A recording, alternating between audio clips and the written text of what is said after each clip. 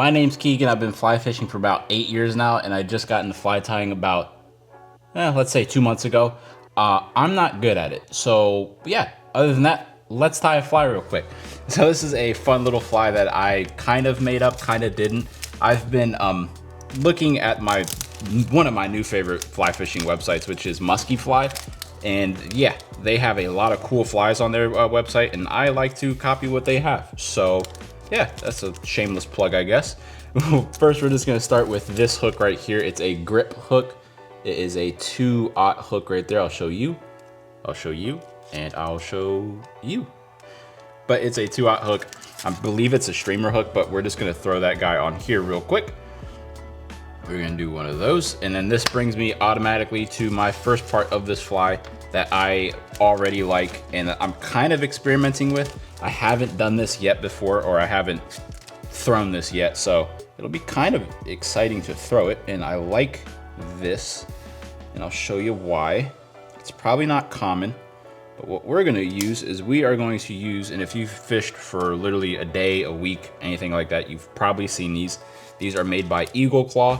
They're from Wally World. And all they are is it's just an improved clinch knot basically on some wire.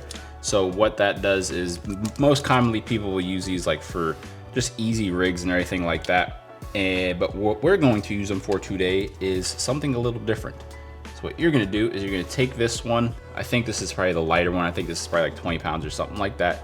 Obviously you wouldn't use this for musky. For musky, they're probably gonna use a lot heavier, a lot stronger stuff.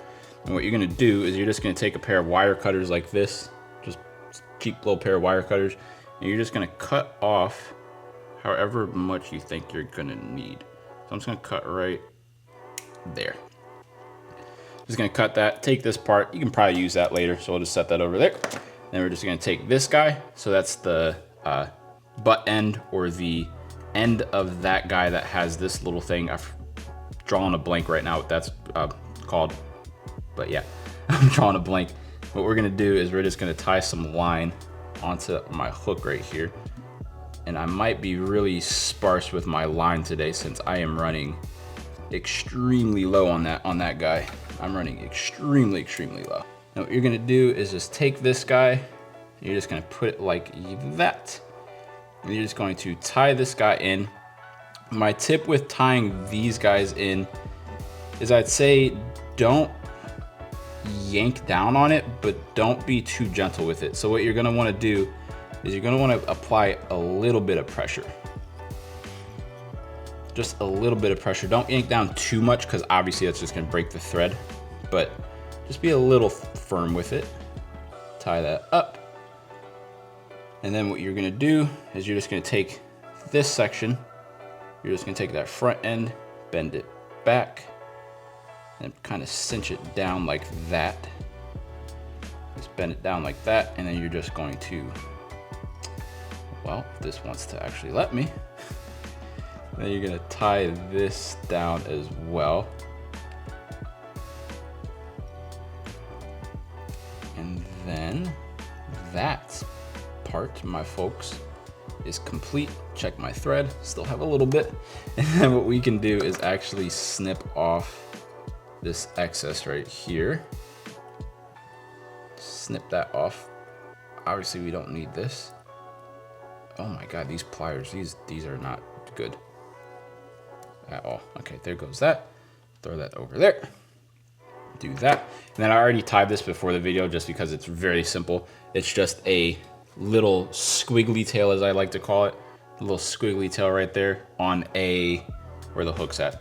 It is actually on a laser sharp hook, which I highly recommend not using, but these are really cheap, and if I lose them, I lose them. And it's really easy to experiment with these guys. And then it is a squiggly tail, what I call them. They probably actually have like a name. It's called a fly tails. It's called a fly tail at my local fly store, Orlando Outfitters. If you type in wiggly tail, it probably will show up online. So there you go. And then what I am experimenting with right now is this little clip, and then you can just clip this guy on like such. And it kind of depends on how you want it on there. So I want it face down. So there's that. Now what I like about this fly so far, just from this, is that if you wanted to technically change how the back hook trailer looks, you could just take it off. So I think that's really cool. I think that's really interesting and it's kind of different. I haven't seen that before. It might be a thing. My only thing is if you're going for like musky or any like predatory fish, probably don't rely on this guy right here. They're probably gonna break through that. But like largemouth bass, smallies and all that, they're probably not gonna be able to break that, and you know, it's probably gonna be fine. So we are done with 3 of our materials. Let's put those to the side. Let's declutter a little bit. Now we're just obviously gonna build that fly. So what we're gonna do, or what I like to do for my fly, is I like to get out some of these feathers. Probably should have done this before I started recording to make life a little easier. These guys off.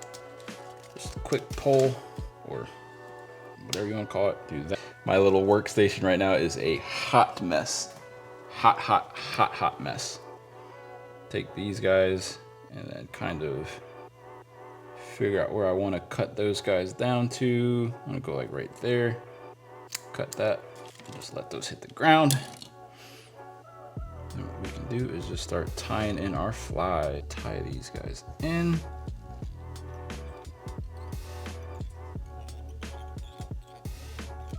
Really hope I don't run out of thread. Tie those guys in, and then I like to put some bucktail in this fly just to give it a little bit more depth, a little bit more of a body going here. So this is just your normal bucktail, nothing fancy. It's not the fancy stuff. Our scissors, cut those. Get that all nice and situated. You're just gonna put it on like that, twist it around. You're gonna lose a few pieces of hair, don't worry. It's not that big of a deal. You're just gonna tie that guy in. And then, like I said, you're gonna lose a few pieces of hair, no big deal. If you don't lose them now, you'll definitely lose them when the fish start biting this fly. So pick your poison, I guess. And I'm gonna tie a few more in there. See if I can find some longer bits. There we go. Let's make this a little bit even. Cut that. Cool. Shape this around. Shape this around. I'm trying to be really cautious with my thread because I only have like a tiny amount left. Do that. Do that. Ooh, that actually looks a lot better than I thought it would. We can put our bucktail away. Do that. I'm just gonna throw that to the collection behind us. And then what I like to do, what I want to do now is add 2 more feathers. So this is barred neck hackle. I use this a lot in my flies. If you guys have watched any of the other videos, you'll probably already know. While I'm at it, I'm just gonna get the other feathers ready as well. And this is just slapping. I can't say that word. If you watched the last video, you know I can't say it. Slapping. Cool. Cut you. Just cut that down to size. Good. Now what we're gonna do is we're gonna add some flash to this guy. Use the silver guy right here. It's literally just called flash. Flashabou. If you type in flash, you'll find something very similar to this, if not this exact same thing. This is just that EP craft fur that like I always tie in all of my videos, I think, so far. It comes with that little piece of wire down the middle, which is really convenient. So it's just this little piece of wire that, you guys can't see it there, maybe you can see it here. Just this little piece of wire really helps. It really helps the fly, or it really helps the tire in this situation get a really good tie. Very simple, very easy, and it's a nice material to work with, at least in my opinion. Just tie that in. And since we don't have a lot of material left, I just want to come all the way up there. If you've watched any of my last or any of my other tying videos, I like just using this cheap little toothbrush. Literally, you can get these at Walgreens, of any pharmacy. And what this does is it helps just to brush out this craft fur, just so it kind of goes in the way that you want it to. I know once it hits the water, it's just going to do its own thing. So it's really not, it's not, you know, it's not necessary, but it also can't hurt anything, you know? Okay, now what we're gonna do is tie in our EP craft fur, tie that in, there we go. Take your little craft scissors, cut that guy. Don't waste this because it is not cheap material. Not at all. Put that back in the bag. Cherish it, do whatever you want. Get those to go back. Tie you guys in a little bit more. And now comes what I would say is the most fun part. And it's also the other unique part. Not this next coming part, but the next part after that. So what we're gonna tie right now is just kind of a Buford head. I don't really tie a good Buford head, so if you don't feel stupid or, you know, unskilled or anything, I tie really crappy Buford heads and they seem to work, so I don't know. If you're a professional fly tyer, let me know what I'm doing wrong and go from there. But my crappy little Bufords seem to be catching fish, so I don't know. What we're gonna do is just take a good pinch of bucktail hair. This, I don't think this is the quote unquote correct material. This is deer body hair and it's bleached. I think there's a difference between this and then actual bucktail. Well, yeah, this is deer body hair. This isn't bucktail at all. What we're gonna do is just tie a little Buford head. I'm just gonna take like multiple pinches of this stuff. Luckily, this is a pretty cheap material, so. We're just gonna tie like that, take that, and I got one more special ingredient coming up, which I think is absolutely hilarious. Fly fishing purists might ban me and my YouTube channel if they found out. But it's a lot of fun. And now what you're actually going to do is you're going to tie this guy off like normal. So what we're gonna do is literally just tie this guy off like normal, whip finish it, blah, blah, blah. Act like you're done tying this fly. However, there is a very special ingredient in this last step. So if you made it this far in the video, congrats. You're about to get a very cool fly tying secret. Now, what I have discovered is top waters at the nighttime in Florida at the moment in summertime have absolutely been popping off. No pun intended. So what I have discovered is in the musky world, they use these things called water pushers, which is basically just a EVA foam disc, I'm pretty sure, which you put on the front of a fly to make it make an incredible, awesome, basically acoustic sound, and it sounds so cool. However, the bass down here absolutely love them.